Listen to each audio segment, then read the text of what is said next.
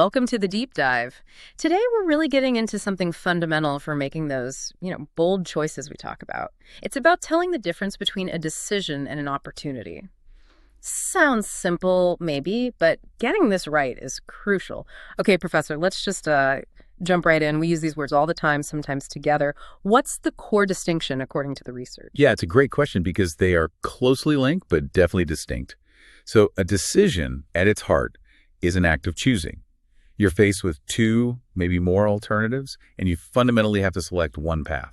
Commit. Okay, a required choice. And an opportunity. Opportunity is, well, it's more passive initially. It's a situation, a set of circumstances, really, that just presents a possibility of success, its potential. It doesn't demand an immediate choice, but it sort of invites you to consider one. Got it. I think the examples really help make that concrete. Can you walk us through the job offer versus the internal project? Sure. So imagine a recruiter calls with a fantastic job offer. That moment.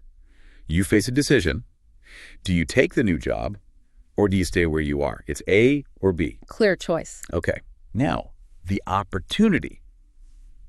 Let's say your current company is launching a big new initiative, maybe moving into a totally new market. The chance to join that launch team early maybe help shape its direction. That's the opportunity. It's a potential pathway, but you still have to decide whether to raise your hand and pursue it. Right. So the opportunity presents itself, and then you have to make a decision about it. That makes sense. But here's something interesting from the material. It suggests recognizing the opportunity is often the harder part. Why is that? Wouldn't good research just lay it bare? Well, yes and no. Research helps, but opportunities, they rarely just announce themselves. They don't come with flashing lights. What the research highlights is they're often subtle signals. Sometimes they're wrapped up in uncertainty. Or, and this is fascinating, sometimes they're disguised as big problems. Disguised as problems? How so? Think about a major challenge your business is facing, or even a personal frustration. That pain point. It often signals an unmet need, a gap in the market, or a process that's broken. Addressing that problem, finding the solution within that difficulty, that's frequently where the real opportunity lies. It takes a certain perception, a different way of looking.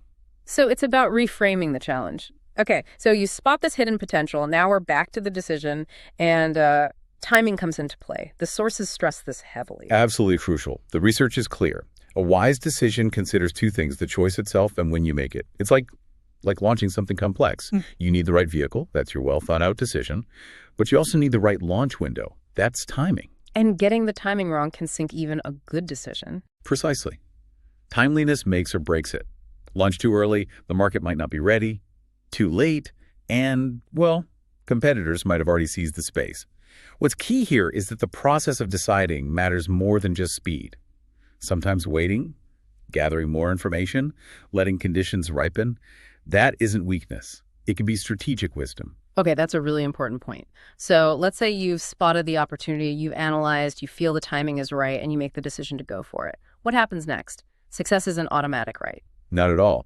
And this is where the analysis points to 4 distinct potential outcomes, depending heavily on your execution after the decision. The first, obviously, is what you hope for.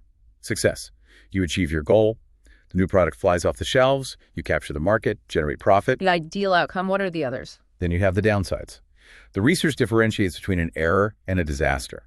An error is a mistake in execution.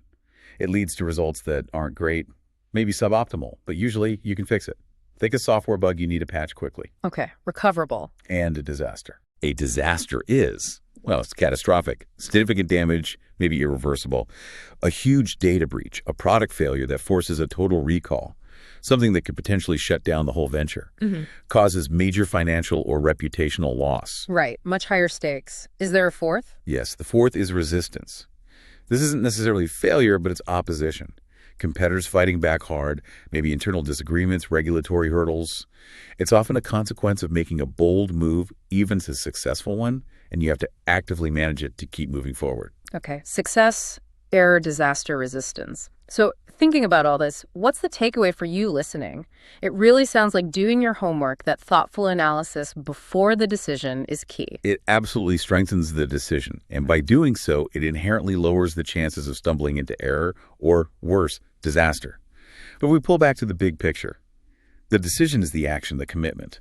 But perhaps the deeper wisdom, the real leverage, lies in sharpening your perception first.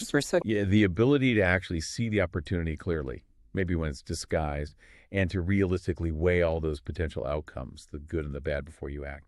That foresight, that clarity of vision, that's what really turns potential into reality.